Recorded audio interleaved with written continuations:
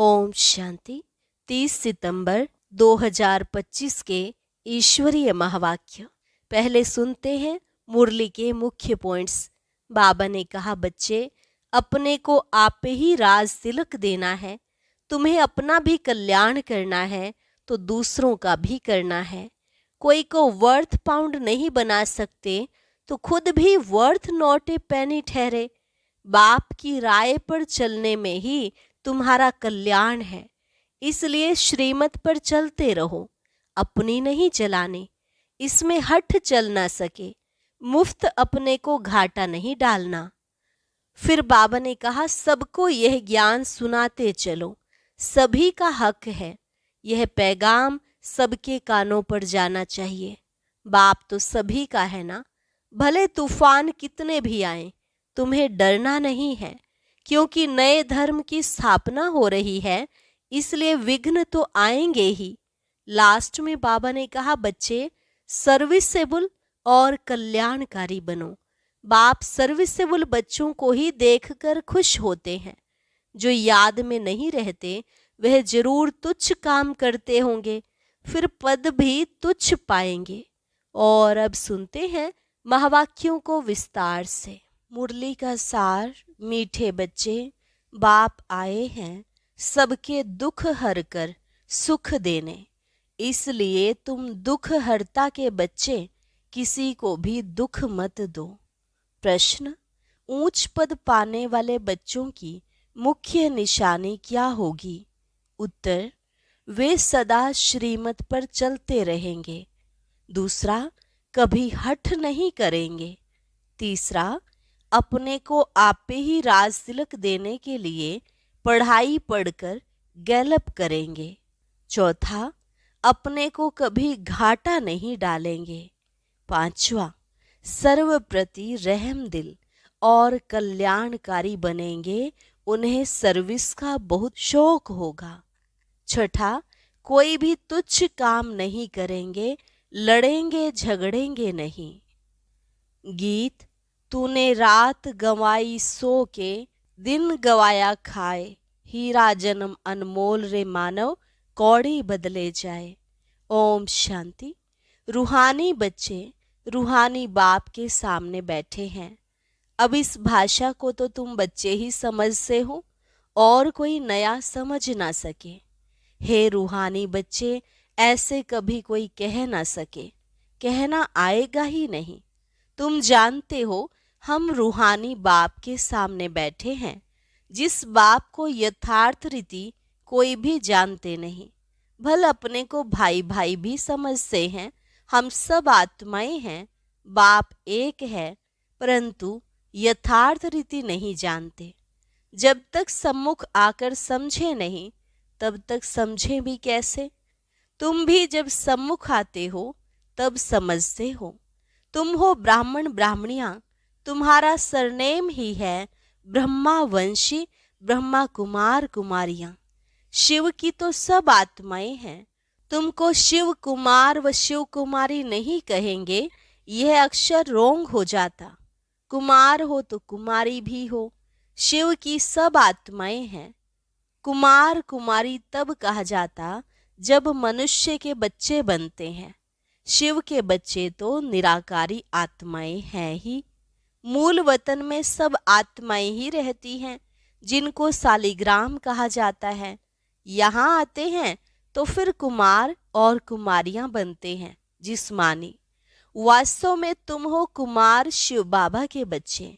कुमारियां और कुमार तब बनते जब शरीर में आते हो। तुम बीके हो, इसलिए भाई बहन कहलाते हो। अभी इस समय तुमको नॉलेज मिली है, तुम जानते हो बाबा हमको पावन बनाकर ले जाएंगे। आत्मा जितना बाप को याद करेगी तो पवित्र बन जाएगी। आत्माएं ब्रह्मा मुख से यह नॉलेज पढ़ती हैं। चित्रों में भी बाप की नॉलेज क्लियर है। शिव बाबा ही हमको पढ़ाते हैं। न श्री कृष्ण पढ़ा सकते, न श्री कृष्ण द्वारा बाप पढ़ा सकते हैं। श्री कृष्ण तो वैकुंठ का प्रिंस है। यह भी तुम बच्चों को समझाना है। श्री कृष्ण तो स्वर्ग में अपने माँ बाप का बच्चा होगा, स्वर्गवासी बाप का बच्चा होगा। वो वैकुंठ का प्रिंस है, उनको भी कोई जानते नहीं। श्री कृष्ण जयंती पर अपने अपने घरों में श्री कृष्ण के लिए झूले बनाते हैं, वो मंदिरों में झूले बनाते हैं, माताएं जाकर गोलक में पैसे डालती हैं, पूजा करती हैं। आजकल क्राइस्ट को भी श्री कृष्ण मिसल बनाते हैं, ताज आदि पहनाकर माँ की गोद में देते हैं, जैसे श्री कृष्ण को दिखाते हैं। अब श्री कृष्ण और क्राइस्ट राशि तो एक ही है, वो लोग कॉपी करते हैं। नहीं तो श्री कृष्ण के जन्म और क्राइस्ट के जन्म में बहुत फर्क है। क्राइस्ट का जन्म कोई छोटे बच्चे के रूप में नहीं होता है। क्राइस्ट की आत्मा ने तो कोई में जाकर प्रवेश किया है, विष से पैदा हो न सके। आगे क्राइस्ट को कभी छोटा बच्चा नहीं दिखाते थे, क्रॉस पर दिखाते थे। यह अभी दिखाते हैं। बच्चे जानते हैं धर्म स्थापक को कोई ऐसे मार न सके, तो किसको मारा? जिसमें प्रवेश किया उनको दुख मिला। सतो प्रधान आत्मा को दुख कैसे मिल सकता? उसने क्या कर्म किए जो इतने दुख भोगे? आत्मा ही सतो प्रधान अवस्था में आती है, सबका हिसाब किताब चुकतू होता है।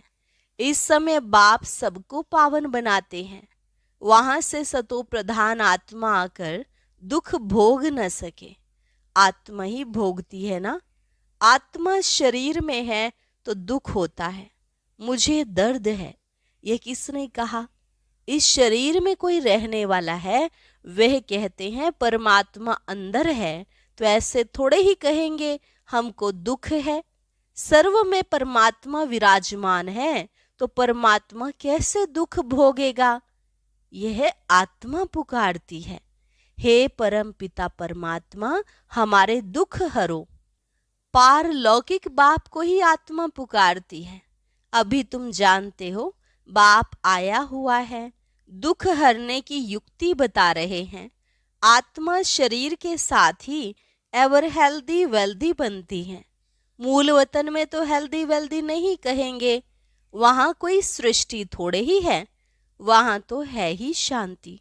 शांति स्वधर्म में टिके हुए हैं। अभी बाप आए हैं सबके दुख हरकर सुख देने, तो बच्चों को भी कहते हैं तुम मेरे बने हो, किसको दुख नहीं देना। यह लड़ाई का मैदान है, परंतु गुप्त, वह है प्रत्यक्ष। यह जो गायन है, युद्ध के मैदान में जो मरेंगे वे स्वर्ग में जाएंगे, उसका अर्थ भी समझाना पड़े। इस लड़ाई का महत्व देखो कितना है। बच्चे जानते हैं उस लड़ाई में मरने से कोई स्वर्ग में जा न सके, परंतु गीता में भगवानुवाच है, उनको मानेंगे तो सही ना। भगवान ने किसको कहा?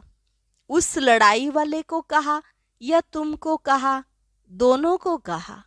उन्हों को भी समझाया जाता है, अपने को आत्मा समझ बाप को याद करो। यह सर्विस भी करनी है।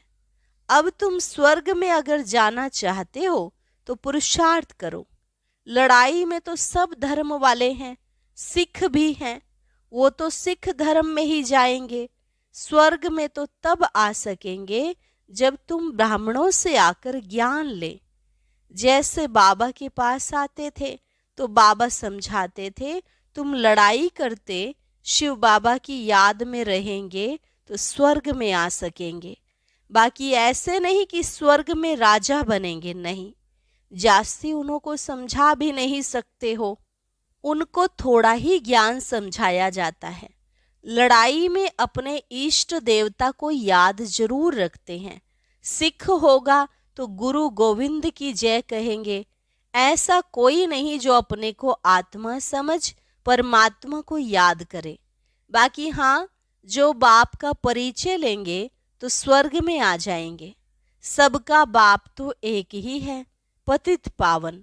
वह पतितों को कहते हैं, मुझे याद करने से तुम्हारे पाप कट जाएंगे और मैं जो सुख धाम स्थापन करता हूँ उसमें तुम आ जाएंगे। लड़ाई में भी शिव बाबा को याद करेंगे तो स्वर्ग में आ जाएंगे। उस युद्ध के मैदान की बात और है, यहाँ और है। बाप कहते हैं ज्ञान का विनाश नहीं होता है। शिव बाबा के बच्चे तो सब हैं। अब शिव बाबा कहते हैं मामेकम याद करने से तुम मेरे पास आ जाएंगे, मुक्ति धाम। फिर जो ज्ञान सिखाया जाता है वह पढ़ेंगे तो स्वर्ग की राजाई मिल जाएगी। कितना सहज है, स्वर्ग में जाने का रास्ता मिल जाता है सेकंड में। हम आत्मा बाप को याद करती हैं। लड़ाई के मैदान में तो खुशी से जाना है, कर्म तो करना ही है। देश के बचाव के लिए सब कुछ करना पड़ता है। वहां तो है ही एक धर्म, मतभेद की कोई बात नहीं। यहाँ कितना मतभेद है, पानी पर, जमीन पर झगड़ा। पानी बंद कर देते हैं तो पत्थर मारने लग पड़ते हैं। एक दो को अनाज नहीं देते तो झगड़ा हो जाता है। तुम बच्चे जानते हो हम अपना स्वराज्य स्थापन कर रहे हैं, पढ़ाई से राज्य पाते हैं। नई दुनिया की जरूर स्थापना होनी है। नूंद है तो कितनी खुशी होनी चाहिए। कोई भी चीज में लड़ने झगड़ने की कोई बात नहीं, रहना भी बहुत साधारण है। बाबा ने समझाया है तुम ससुर घर जाते हो, इसलिए अब वनवाह में हो। सब आत्माएं जाएंगी, शरीर थोड़े ही जाएंगे। शरीर का अभिमान भी छोड़ देना है। हम आत्मा हैं, 84 जन्म अब पूरे हुए हैं। जो भी भारतवासी हो बोलो भारत स्वर्ग था, अब तो कलयुग है। कलयुग में अनेक धर्म हैं, सतयुग में एक ही धर्म था। भारत फिर से स्वर्ग बनना है। समझते भी हैं भगवान आया हुआ है। आगे चल भविष्यवाणी भी करते रहेंगे। वायुमंडल देखेंगे ना तो बाप बच्चों को समझाते हैं। बाप तो सभी का है ना, सबका हक है। बाप कहते हैं मैं आया हूँ और सबको कहता हूँ मामेकम याद करो तो तुम्हारे विकर्म विनाश होंगे। अभी तो मनुष्य समझते हैं कभी भी लड़ाई हो सकती है, यह तो कल भी हो सकती है। लड़ाई जोर भरने में देरी थोड़े ही लगती है, परंतु तुम बच्चे समझते हो अभी हमारी राजधानी स्थापन हुई नहीं है तो विनाश कैसे हो सकता है। अर्जुन बाप का पैगाम ही चारों तरफ कहाँ दिया है। पतित पावन बाप कहते हैं मुझे याद करो तो विकर्म विनाश होंगे। यह पैगाम सबके कानों पर जाना चाहिए। भले लड़ाई लगे, बॉम्ब्स भी लग जाएं, परंतु तुमको निश्चय है कि हमारी राजधानी जरूर स्थापन होनी है। तब तक विनाश हो नहीं सकता। विश्व में शांति कहते हैं ना, विश्व में वार होगी तो विश्व को खत्म कर देंगे। यह है विश्वविद्यालय। सारे विश्व को तुम नॉलेज देते हो। एक ही बाप आकर सारे विश्व को पलटाते, परिवर्तन करते हैं। वो लोग तो कल्प की आयु ही लाखों वर्ष कह देते। तुम जानते हो इनकी आयु पूरे 5000 वर्ष है। कहते हैं क्राइस्ट से 3000 वर्ष पहले हेवन था। इस्लामी, बौद्धी आदि सबका हिसाब किताब निकालते हैं। उनसे पहले दूसरे कोई का नाम है नहीं। तुम अंगे अक्षर बता सकते हो, अर्थात तिथि तारीख बता सकते हो, तो तुमको कितना नशा रहना चाहिए। झगड़े आदि की बात ही नहीं। झगड़ते वह हैं जो निधन के होते हैं।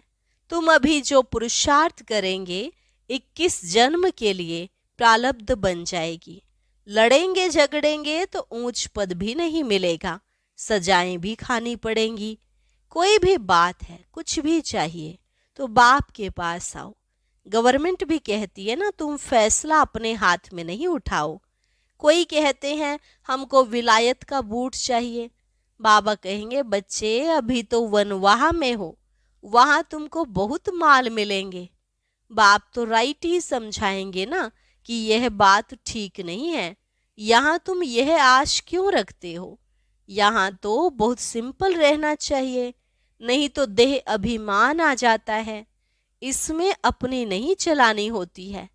बाबा जो कहे, बीमारी आदि है, डॉक्टर आदि को भी बुलाते हैं, दवाई आदि से संभाल तो सबकी होती है, फिर भी हर बात में बाप बैठा है।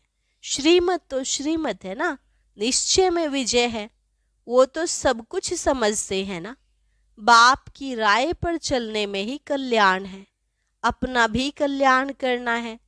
कोई को वर्थ पाउंड बना नहीं सकते हैं तो वर्थ नॉट ए पेनी ठहरे ना, पाउंड बनने लायक नहीं, यहाँ वैल्यू नहीं तो वहाँ भी वैल्यू नहीं रहेगी। सर्विसेबल बच्चों को सर्विस का कितना शौक रहता है, चक्र लगाते रहते हैं। सर्विस नहीं करते तो उनको रहम दिल कल्याणकारी कुछ भी नहीं कहेंगे। बाबा को याद नहीं करते तो तुच्छ काम करते रहेंगे, पद भी तुच्छ पाएंगे। ऐसे नहीं हमारा तो शिव बाबा से योग है, यह तो है ही बीके। शिव बाबा ब्रह्मा द्वारा ही ज्ञान दे सकते हैं। सिर्फ शिव बाबा को याद करेंगे तो मुरली कैसे सुनेंगे, फिर नतीजा क्या होगा। पढ़ेंगे नहीं तो पद क्या पाएंगे। यह भी जानते हैं सबकी तकदीर ऊंच नहीं बनती, वहां भी तो नंबरवार पद होंगे। पवित्र तो सबको होना है, आत्मा पवित्र बनने बिगर शांति धाम जा नहीं सकती। बाप समझाते हैं तुम सबको यह ज्ञान सुनाते चलो, कोई भला अभी नहीं भी सुनते हैं, आगे चलकर जरूर सुनेंगे। अभी कितने भी विघ्न तूफान जोर से आए, तुम्हें डरना नहीं है, क्योंकि नए धर्म की स्थापना होती है ना, तुम गुप्त राजधानी स्थापन कर रहे हो। बाबा सर्विसेबल बच्चों को देखकर खुश होते हैं। तुम्हें अपने को आप पे ही राज तिलक देना है, श्रीमत पर चलना है, इसमें अपना हठ चल ना सके। मुफ्त अपने को घाटे में नहीं डालना चाहिए। बाप कहते हैं बच्चे सर्विसेबल और कल्याणकारी बनो। स्टूडेंट को टीचर कहेंगे ना, पढ़कर गैलप करो, तुमको 21 जन्मों के लिए स्वर्ग की स्कॉलरशिप मिलती है। डायनेस्टी में जाना यही बड़ी स्कॉलरशिप है। अच्छा, मीठे मीठे सिकिलधे बच्चों प्रति माता पिता बाप दादा का याद प्यार और गुड मॉर्निंग। रूहानी बाप की रूहानी बच्चों को नमस्ते। रूहानी बच्चों की रूहानी बाप दादा को नमस्ते नमस्ते, गुड मॉर्निंग। शुक्रिया बाबा, शुक्रिया। धारणा के लिए मुख्य सार, संगम पर बहुत सिंपल साधारण रहना है, क्योंकि यह वनवाह में रहने का समय है। यहाँ कोई भी आश नहीं रखनी है, कभी अपने हाथ में लौ नहीं लेना है, लड़ना झगड़ना नहीं है। विनाश के पहले नई राजधानी स्थापन करने के लिए सबको बाप का पैगाम देना है कि बाप कहते हैं मुझे याद करो तो विकर्म विनाश हो और तुम पावन बनो। वरदान, संतुष्टता की विशेषता द्वारा सेवा में सफलता मूर्त बनने वाले संतुष्ट मणि भव। संतुष्टता की विशेषता द्वारा सेवा में सफलता मूर्त बनने वाले संतुष्ट मणि भव। सेवा का विशेष गुण संतुष्टता है। यदि नाम सेवा हो और स्वयं भी डिस्टर्ब हो व दूसरों को भी डिस्टर्ब करे तो ऐसी सेवा ना करना अच्छा है। जहाँ स्वयं के प्रति व संपर्क वालों से संतुष्टता नहीं, वह सेवा न स्वयं को फल की प्राप्ति कराती है न दूसरों को। इसलिए पहले एकांतवासी बन स्वपरिवर्तन द्वारा संतुष्ट मणि का वरदान प्राप्त कर सेवा में आओ, तब सफलता मूर्त बनेंगे। स्लोगन, विघ्नों रूपी पत्थर को तोड़ने में समय ना गंवाकर उसे हाई जंप देकर पार करो।